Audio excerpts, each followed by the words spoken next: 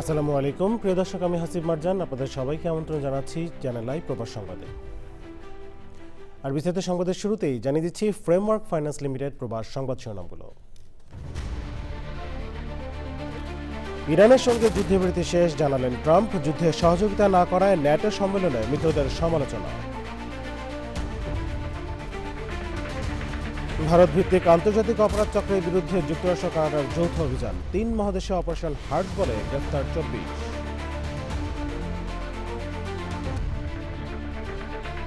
বিশ্ব চ্যাম্পিয়নের মুকুট ধরে রাখতে আরেক ধাপ এগুলো আর্জেন্টিনা। প্রিয় দল কোয়ার্টার ফাইনালে ওঠায় প্রবাসীদের উল্লাস। এবং সংযুক্ত আরব আমিরাত থেকে সহজেই ভ্রমণ করা যাবে অন্য দেশে। রেসিডেন্সি ভিসাধারীরা পাবেন অন অ্যারাইভাল ভিসা সুবিধা।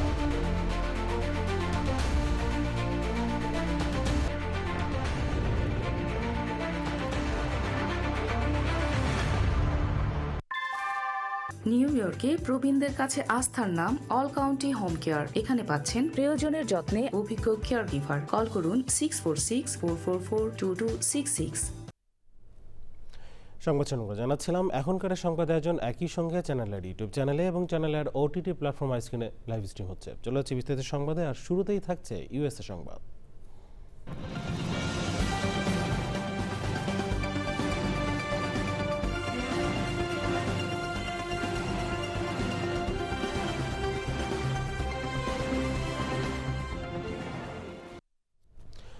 মার্কিন প্রেসিডেন্ট ডোনাল্ড ট্রাম্প বলেছেন, ইরান ও যুক্তরাষ্ট্রের মধ্যে যুদ্ধবিরতি শেষ হয়ে গেছে। তার মতে দুপক্ষের আলোচনায় এখন শুধু সময় নষ্ট হচ্ছে। তুরস্কের রাজধানী আঙ্কারায় ন্যাটোর শীর্ষ সম্মেলনে মার্কিন প্রেসিডেন্ট এসব কথা বলেন। ইরানের বিরুদ্ধে যুদ্ধে যুক্তরাষ্ট্রকে সমর্থন না করা মিত্রদের তীব্র সমালোচনা করেন মার্কিন প্রেসিডেন্ট।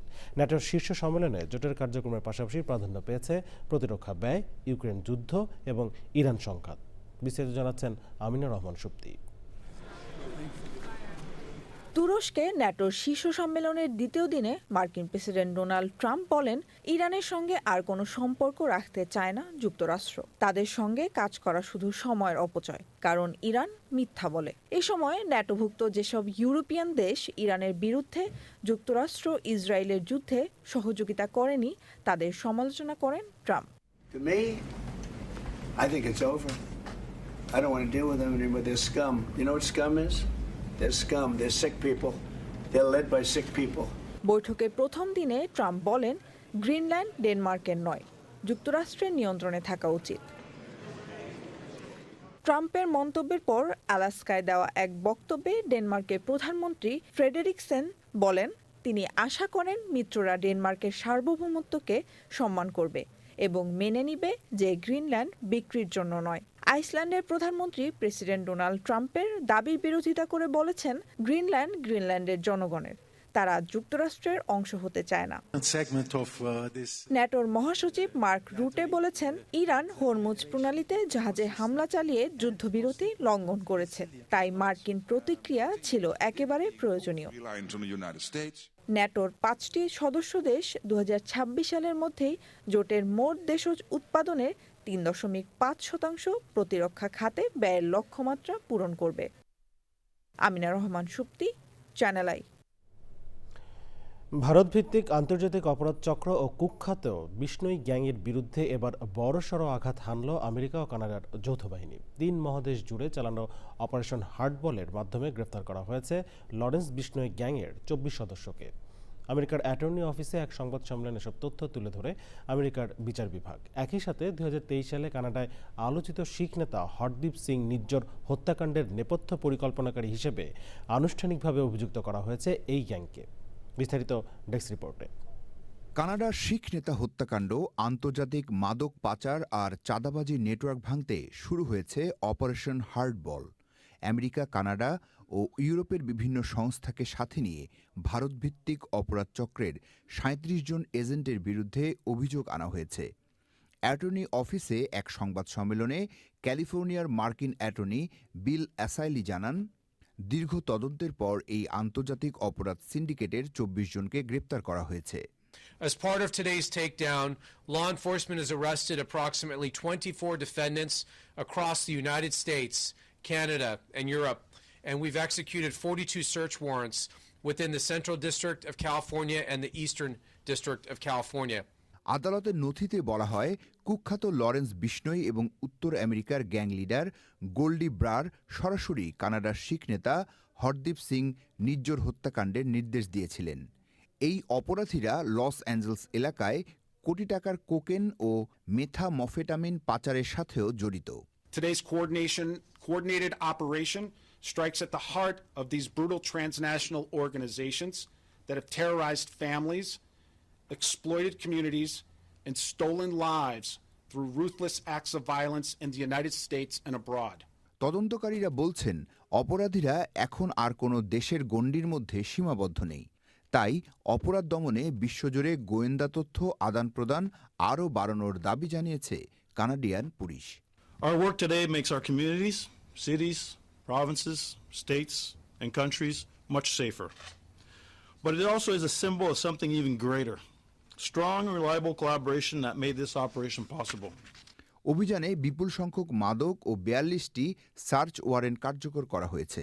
তবে বিষ্ণুই গ্যাংয়ের আরও ১১ সদস্য এখনও আমেরিকা, ভারত ও ইউরোপের বিভিন্ন দেশে পলাতক রয়েছে, যাদের গ্রেপ্তারে অব্যাহত রয়েছে অভিযান।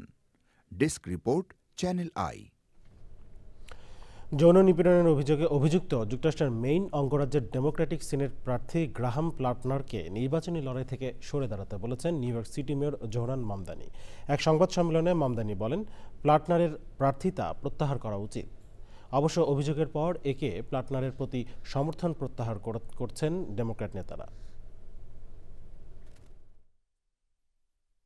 I believe that it's time for him to drop out of the race. And when it comes to my own endorsements, I've made 8 endorsements at the state and federal level. They've all been right here in New York City. I'm incredibly excited at the fact that they won their races, and that's where my focus is for now. যুক্তরাষ্ট্রের পাসপোর্টে একাধিক নতুন সুবিধা যুক্ত করার পরিকল্পনার কথা জানিয়েছেন দেশটির পররাষ্ট্রমন্ত্রী মার্কো রুবিও। তিনি জানান, ভবিষ্যতে পাসপোর্ট সাধারণ খামের পরিবর্তে বিশেষ স্মারক বক্সে সরবরাহ করা হবে।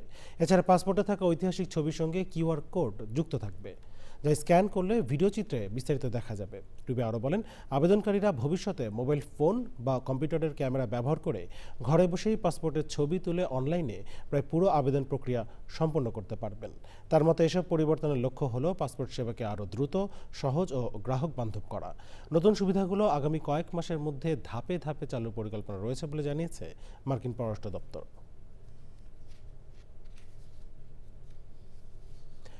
যুক্তরাষ্ট্রের নিউ ইয়র্ক সিটির ম্যানহাটনে একটি ৩৭ তলা বাণিজ্যিক ভবনে কাজ চলার সময় এর ২১ তলায় লোহার খুঁটিগুলো বেঁকে যেতে শুরু করে। এতে ভবনটির ২১ থেকে ২৬ তলা পর্যন্ত অংশ ধসে পড়ার ঝুঁকি তৈরি হয়েছে।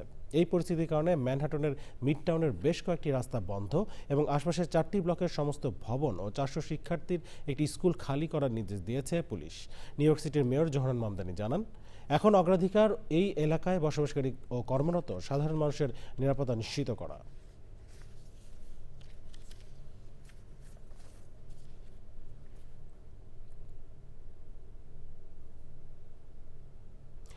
যুক্তরাষ্ট্রের টেক্সাসে অভিবাসন কর্মকর্তা বা আইসের অভিযানে এক মেক্সিকান নাগরিক নিহতের ঘটনায় বাড়ছে ক্ষোভ। মঙ্গলবার হিউস্টনে আইসের গ্রেফতার এড়াতে গাড়ি নিয়ে পালানোর সময় লরেঞ্জো সালগাদো নামের ওই ব্যক্তিকে গুলি করে হত্যা করা হয়। কর্মকর্তার দাবি, আত্মরক্ষার্থেই তিনি গুলি চালান। তবে নিহতের পরিবার ও ডেমোক্র্যাটদের দাবি, ট্রাম্প প্রশাসনের গণডিপোর্টেশন অভিযানের নামে এই হত্যাকাণ্ড ঘটেছে। ঘটনার নিরপেক্ষ তদন্ত দাবি করেছে মানবাধিকার সংগঠনগুলো। ট্রাম্পের কড়াকড়ির পর এটি ইমিগ্রেশন কর্মকর্তাদের হাতে ৮ম মৃত্যুর ঘটনা। আমেরিকার ২৫০তম স্বাধীনতা উৎসবের মাঝেই ওয়াশিংটনের ন্যাশনাল গার্ড সেনা মোতায়েন নিয়ে রাজনৈতিক বিতর্ক এখন তুঙ্গে। অভিযোগ উঠেছে উৎসবের নিরাপত্তার অজুহাতে ডেমোক্রেটিক রাজ্যগুলোর সেনাদের ট্রাম্প প্রশাসনের নিজস্ব আইন শৃঙ্খলা রক্ষা মিশনে ব্যবহারের। তীব্র ক্ষোভে মানবাধিকার সংগঠনগুলো ডেমোক্রেটিক গভর্নরদের দ্রুত সেনা প্রত্যাহারের তাগিদ দিচ্ছে। বিতর্কের মুখে নির্ধারিত সময়ের আগেই তাদের সেনা ফিরিয়ে নিচ্ছে মিনেসোটা। অন্যদিকে মিশিগানও তাদের সেনা প্রত্যাহারের হুমকি দিয়েছে। তবে ট্রাম্প প্রশাসনের দাবি, ওয়াশিংটনের নিরাপত্তা রক্ষায় এই মিশন গুরুত্বপূর্ণ।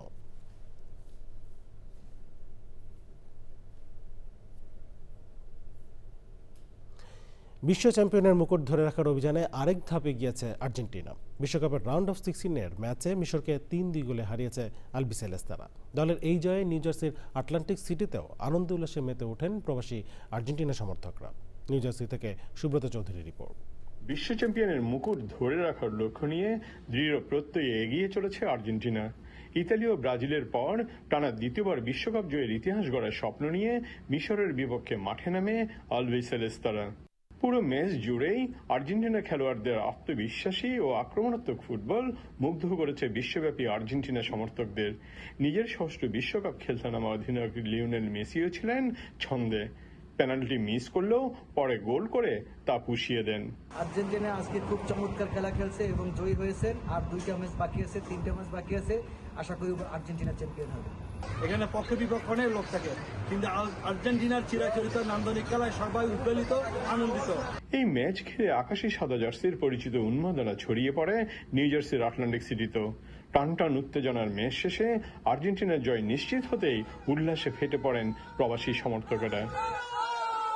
আর্জেন্টিনা এবার দ্বিতীয়বারের মতো চ্যাম্পিয়ন হবে, কোনো সন্দেহ নাই। আর্জেন্টিনার খেলায় এবার আমরা মুগ্ধ, মেসির খেলায় আমরা সবাই অভিভূত এবং আমরা চাই মেসির হাত থেকেই বিশ্বকাপ উঠবে। ম্যাচ শেষে সমর্থকরা আশা প্রকাশ করেন আর্জেন্টিনার এই জয়যাত্রা পরবর্তী ম্যাচগুলোতে অব্যাহত থাকবে এবং শেষ পর্যন্ত বিশ্ব চ্যাম্পিয়নের মুকুট অক্ষুণ্ণ রাখতে সক্ষম হবে দলটি। Subrata Chowdhury, Channel i, Atlantic City, New Jersey, America. National women's soccer লিগের বর্তমান চ্যাম্পিয়ন গথাম এফসি 2028 সাল থেকে কুইন্সের এতিহাদ পার্ককে নিজেদের হোম ভেন্যু হিসেবে ব্যবহার করবে। নিউ ইয়র্ক সিটির মেয়র জোহরান মামদানি এবং গভর্নর ক্যাথি হোকুল যৌথ সংবাদ সম্মেলনে এ ঘোষণা দেন। নির্মাণাধীন 25,000 আসনের এতিহাদ পার্ক হবে নিউ ইয়র্ক সিটির প্রথম সকার স্টেডিয়াম। বর্তমানে দলটি নিউ জার্সির হ্যারিসনে নিজের হোম ম্যাচ খেললেও 2028 থেকে তারা স্থায়ীভাবে নিউ ইয়র্ক সিটিতে স্থানান্তরিত হবে। এতিহাদ পার্ক 2027 সালে উদ্বোধনের পরিকল্পনা রয়েছে। 2028 সালের অলিম্পিক ফুটবলের কিছু ম্যাচ, কনসার্ট এবং অন্যান্য বড় আয়োজনও হবে এই ভেন্যুতে। দলটির ওয়েবসাইটে $28 জমা দিয়ে 2028 মৌসুমের সিজন টিকেটের জন্য আগাম নিবন্ধন করা যাচ্ছে। এবার অন্যান্য সংবাদ। ইরানের সাবেক সর্বোচ্চ নেতা আয়াতুল্লাহ আলী খামেনির মরদেহ কোম শহরে লাখো মানুষের অশ্রুসিক্ত বিদায়ের পর ইরাকের নাজাফ শহরে নিয়ে যাওয়া হয়। মঙ্গলবার রাতে নাজাফ আন্তর্জাতিক বিমানবন্দরে খামেনির জানাজার নামাজ হয়েছে। হযরত আলী রাদিয়াল্লাহু তাআলা আনহুর রওজা প্রাঙ্গণে আরও একটি নামাজে জানাজা হয়। পরে মরদেহ ইরাকের পবিত্র শহর কারবালায় নিয়ে যাওয়ার আগে একটি শোক মিছিল নাজাফ শহরের মূল সড়কগুলো প্রদক্ষিণ করে। আগামী 9 জুলাই ইরানের মাশহাদে ইমাম রেজার পবিত্র মাজার প্রাঙ্গণে তাকে দাফন করা হবে। আরও জানাচ্ছেন তৃপ্তা মাহমুদ। ইরাকের গুরুত্বপূর্ণ শহর নাজাফে ইরানের প্রয়াত সর্বোচ্চ নেতা আয়াতুল্লাহ আলী খামেনির মরদেহ নিয়ে শোক মিছিল শুরু হওয়ার আগে এক হৃদয় বিদারক দৃশ্যের অবতারণা হয়। কান্নায় ভেঙে পড়েন মিছিলে অংশ নেওয়া হাজারো নারী পুরুষ। অনেকের চোখে ছিল প্রতিশোধের আগুন।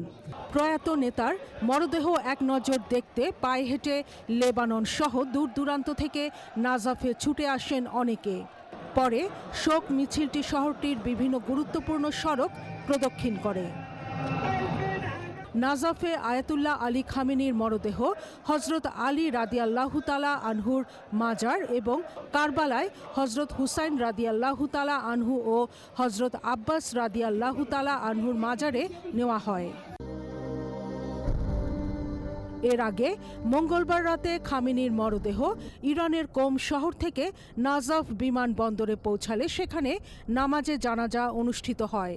জানাজায় ইরাকের প্রধানমন্ত্রী আলী আল জাইদি, ইরানের প্রেসিডেন্ট মাসুদ পেজেশকিয়ান, ইরানের পররাষ্ট্রমন্ত্রী আব্বাস আরাকচি এবং ইরাক ও ইরানের সর্বোচ্চ পর্যায়ের কর্মকর্তারা অংশ নেন। পরে খামেনিকে ইরাকের সর্বোচ্চ সামরিক সম্মাননা প্রদান করে দেশটির সরকার।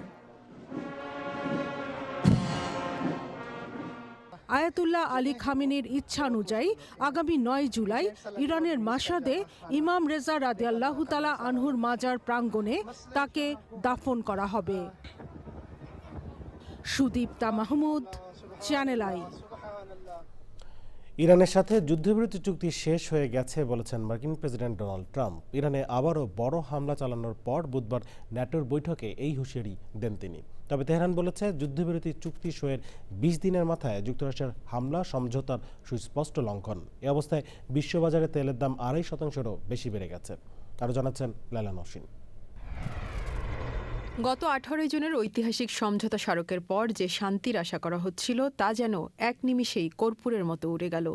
ওমান উপকূলের গুরুত্বপূর্ণ নৌপথ হরমুজ প্রণালীতে বাণিজ্যিক জাহাজে তেহরানের হামলার অভিযোগ তুলে পাল্টা আঘাত হানল মার্কিন সামরিক বাহিনী। সামাজিক যোগাযোগ মাধ্যম এক্সে দেয়া এক পোস্টে যুক্তরাষ্ট্রের সেন্ট্রাল কমান্ড জানায়, আন্তর্জাতিক জলপথে নিরীহ বেসামরিক নাবিকদের লক্ষ্যবস্তু করার পরিপ্রেক্ষিতে ইরানকে কঠোর মূল্য দিতে শক্তিশালী এ হামলা চালানো হয়েছে। যুক্তরাষ্ট্র হামলার সুনির্দিষ্ট স্থান না জানালেও ইরানি সংবাদ মাধ্যম ফার্সের বরাতে জানা গেছে, দেশটির দক্ষিণাঞ্চলীয় সিরিক ও কেশম এলাকার কাছে বেশ কয়েকটি শক্তিশালী বিস্ফোরণের শব্দ শোনা গেছে। তবে এর ক্ষয়ক্ষতি বা সুনির্দিষ্ট উৎসস্থল সম্পর্কে এখনও ধোঁয়াশা কাটেনি। হামলার পাল্টা জবাবে বাহরাইন ও কুয়েতে মার্কিন সামরিক স্থাপনাগুলোতে ক্ষেপণাস্ত্র ও ড্রোন হামলা চালানোর দাবি করেছে তেহরান। এর পরপরই ন্যাটোর বৈঠকে মার্কিন প্রেসিডেন্ট বলেন, ইরানের সঙ্গে আর কোনো যুদ্ধবিরতি চুক্তির অবকাশ নেই। হামলার মধ্য দিয়েই সেই চুক্তি শেষ হয়েছে। We make a deal. Everyone's agreed. No nuclear weapon. We make a deal. They go outside, talk to the press. They say, we never even talked about it. There's something wrong with them. They're cuckoo. As far as I'm concerned, it's over. বুধবার আন্তর্জাতিক সংবাদ মাধ্যমগুলোর খবরে বলা হয়, CENTCOM মঙ্গলবার ইরানের ৮০টিরও বেশি লক্ষ্যবস্তুতে হামলা চালিয়েছে।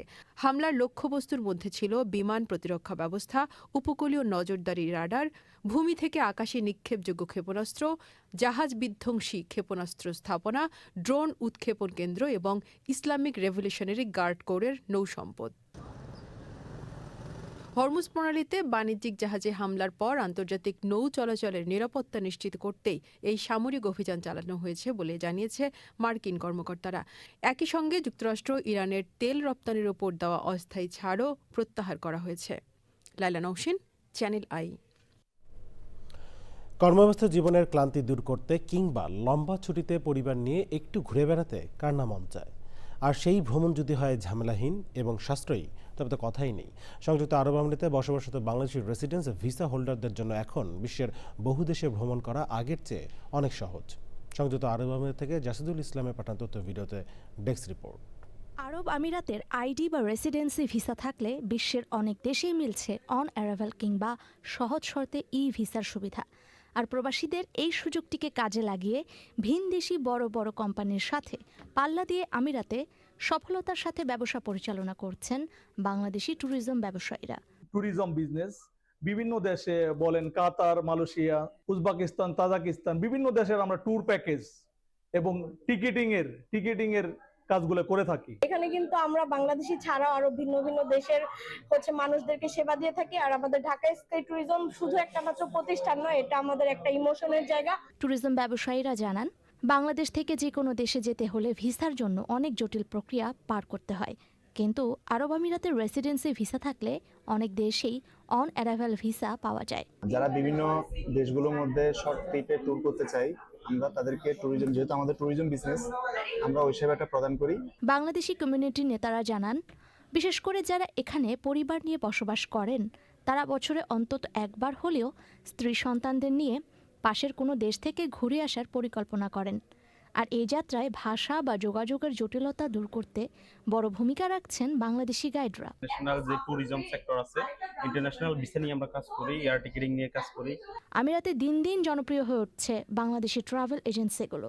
এর ফলে একদিকে যেমন প্রবাসীদের কম খরচে বিশ্ব দেখার স্বপ্ন পূরণ হচ্ছে, অন্যদিকে রেমিটেন্স যোদ্ধা ব্যবসায়ীদের হাত ধরে বিদেশের মাটিতে বিকশিত হচ্ছে বাংলাদেশের ট্যুরিজম খাত। Desk report, channel I. সংযুক্ত আরব আমিরাতের শারজা থেকে করাচি যাওয়ার পথে 5 জন ক্রু সহ পাকিস্তানের একটি কার্গো বিমান নিখোঁজ হয়েছে। বার্তা সংস্থা রয়টার্স জানিয়েছে, করাচির এয়ার ট্রাফিক নিয়ন্ত্রণ কক্ষের সঙ্গে K2 এয়ারওয়েজের কার্গো বিমানটির যোগাযোগ বিচ্ছিন্ন হয়ে যায়। পাকিস্তান বিমানবন্দর কর্তৃপক্ষ জানিয়েছে, নিখোঁজ হওয়ার ঠিক আগে বিমানটির পাইলট দিক নির্ণয় ব্যবস্থায় ত্রুটি দেখা দেওয়ার কথা জানিয়েছিলেন। যোগাযোগ বিচ্ছিন্ন হওয়ার ঠিক আগ মুহূর্তে বিমানটি করাচি উপকূল থেকে প্রায় 287 কিলোমিটার পশ্চিমে আরব সাগরের উপরে অবস্থান করছিল। কানাডার অ্যালবার্টার ক্যালগেরি শহরে চলছে বিশ্বের সবচেয়ে বড় রেডিও শো ক্যালগেরি স্ট্যাম্পিড। বিভিন্ন দেশ থেকে আসা পর্যটকদের সঙ্গে যোগ দিয়েছেন প্রবাসী বাঙালিরাও। এবছর ৩ জুলাই শুরু হয়েছে ১০ দিনের স্ট্যাম্পিড। প্রাণী স্পন্দন আর পর্যটকদের আনাগোনায় মুখর পুরো শহর। কানাডা থেকে জানাচ্ছেন আহসান রাজীব বুলবুল। ঐতিহ্যবাহী ক্যালগেরি স্ট্যাম্পিড প্রথম শুরু হয় ১৯১২ সালে। এটি কাউবাইখ্যাত ক্যালগেরির ইতিহাস, ঐতিহ্য ও সাংস্কৃতিক পরিচয়ের আইকনিক। বড় বাজেটের জমকালো এই উৎসব চলবে ১৩ জুলাই পর্যন্ত। স্ট্যাম্পিডটা হলো ক্যালগারি একটা বিশেষ উল্লেখযোগ্য এক্সিবিশন। জুলাই মাসে এটা ১০ দিন হয়, এটাতে প্রায় ২ মিলিয়ন লোক আসে। স্ট্যাম্পিড ঘিরে এবারও ক্যালগেরির ডাউনটাউন সহ বিভিন্ন সড়কে বর্ণিল আলোকসজ্জা সজ্জিত করা হয়েছে। বিভিন্ন দেশ থেকে আসা দর্শনার্থীদের পদচারণায় মুখর আর লোকে লোকারণ্য মিলন মেলার কেন্দ্রবিন্দুতে যোগ দিয়েছেন প্রবাসী বাঙালিরাও। ক্যালগেরির হোটেল আর রেস্তোরাঁগুলো পর্যটকে পরিপূর্ণ। পৃথিবীর গ্রেটেস্ট শো অন আর্থ এখন ক্যালগারিতে স্ট্যাম্পিড উইক চলছে। পরিবার পরিজন নিয়ে আমরা এই সপ্তাহটা খুবই এনজয় করি। কানাডায় বসবাসরত বিভিন্ন কমিউনিটি নিজস্ব সাংস্কৃতিক অনুষ্ঠানের মাধ্যমে তুলে ধরে তাদের কৃষ্টি, ইতিহাস ও ঐতিহ্য। আয়োজন মাতিয়ে তুলছে ঘোড়দৌড়, মিডওয়ে গেমস, লাইভ মিউজিক, শিশু কিশোরদের বিভিন্ন রাইড ও আতশবাজির ঝলকানি। প্যারেডের আকর্ষণীয় প্রদর্শনীতে মুগ্ধ হন স্থানীয় দর্শক ও পর্যটকরা। Happy Stampede everyone. I'm Irfan Saber, MLA for Calgary, Bolor-Mokon. জনপ্রিয় স্ট্যাম্পিড ব্রেকফাস্টে অংশ নেন প্রাদেশিক সরকারের প্রধান, সিটি মেয়র ও নির্বাচিত প্রতিনিধিরা। তারা শহরের বিভিন্ন স্থানে নিজ হাতে এই ব্রেকফাস্ট জনগণকে পরিবেশন করেন। এবারের স্ট্যাম্পিড ছিল প্রবাসী বাঙালিদের জন্য এক অন্যরকম অনুভূতি। লাল সবুজের পতাকা উড়িয়ে দিয়েছে প্রবাসী বাংলাদেশিরা কানাডার ক্যালগেরির স্ট্যাম্পিড প্যারেডে। এভাবেই লাল সবুজের পতাকা সারা বিশ্বে বাঙালিদের মুখ উজ্জ্বল করবে, এমন প্রত্যাশা এখানে বসবাসরত প্রবাসী বাংলাদেশিদের। কানাডার ক্যালগেরি থেকে আহসান রাজীব বুলবুল, চ্যানেল আই। যুক্তরাজ্যের ওল্ড হ্যামে উৎসবমুখর পরিবেশে অনুষ্ঠিত হয়েছে north England Bangladeshi TV reporters association এর দ্বিবার্ষিক সাধারণ সভা। ওল্ড হ্যামের এম্পায়ার সুইটে অনুষ্ঠিত সভায় সর্বসম্মতিক্রমে 2026-2028 মেয়াদের 26 সদস্য বিশিষ্ট কার্যকরী কমিটি গঠন করা হয়। নবগঠিত কমিটিতে সভাপতি নির্বাচিত হয়েছেন মোহাম্মদ সিফার মিয়া, সাধারণ সম্পাদক হয়েছেন দেলার হোসেন শিবলি এবং কোষাধ্যক্ষ নির্বাচিত হয়েছেন সৈয়দ মিজান। এছাড়া 7 জন নির্বাহী সদস্য সহ পূর্ণাঙ্গ 25 সদস্যের কার্যকরী কমিটি গঠন করা হয়। নবনির্বাচিত নেতারা উত্তর ইংল্যান্ডে কর্মরত বাংলাদেশি গণমাধ্যম কর্মীদের পেশাগত দক্ষতা বৃদ্ধি, বস্তুনিষ্ঠ সাংবাদিকতার চর্চা এবং কমিউনিটির স্বার্থ রক্ষায় একযোগে কাজ করার অঙ্গীকার করেন। সংবাদ শেষ করবো, তবে যাবার আগে ফ্রেমওয়ার্ক ফাইন্যান্স লিমিটেড প্রবাস সংবাদ শিরোনামগুলো জানিয়ে দিচ্ছি আরও একবার। ইরানের সঙ্গে যুদ্ধবিরতি শেষ, জানালেন ট্রাম্প। যুদ্ধে সহযোগিতা না করায় ন্যাটো সম্মেলনে মিত্রদের সমালোচনা। ভারত ভিত্তিক আন্তর্জাতিক অপরাধ চক্রের বিরুদ্ধে যুক্তরাষ্ট্র কানাডার যৌথ অভিযান, 3 মহাদেশে অপারেশন হার্ট বলে গ্রেফতার 24।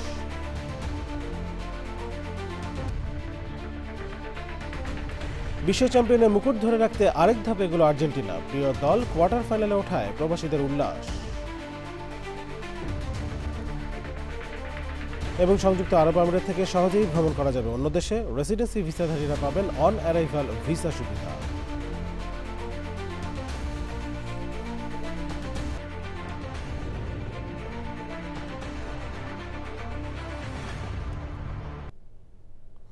দেশের সবচেয়ে জনপ্রিয় টেলিভিশন চ্যানেল আই এর সর্বশেষ সংবাদ জানতে ভিজিট করুন channelionline.com। আমাদের সোশ্যাল মিডিয়া প্ল্যাটফর্মগুলোর পাশাপাশি যুক্ত থাকুন ওটিটি প্ল্যাটফর্ম আইস্ক্রিনের সাথে। বিশ্বকাপের সবগুলো ম্যাচ দেখা যাবে চ্যানেলের জনপ্রিয় ওটিটি প্ল্যাটফর্ম আইস্ক্রিনে। এই ছিল চ্যানেলের খবর সংবাদ এখনকার আয়োজন এবং সাথে থাকার জন্য ধন্যবাদ সবাইকে।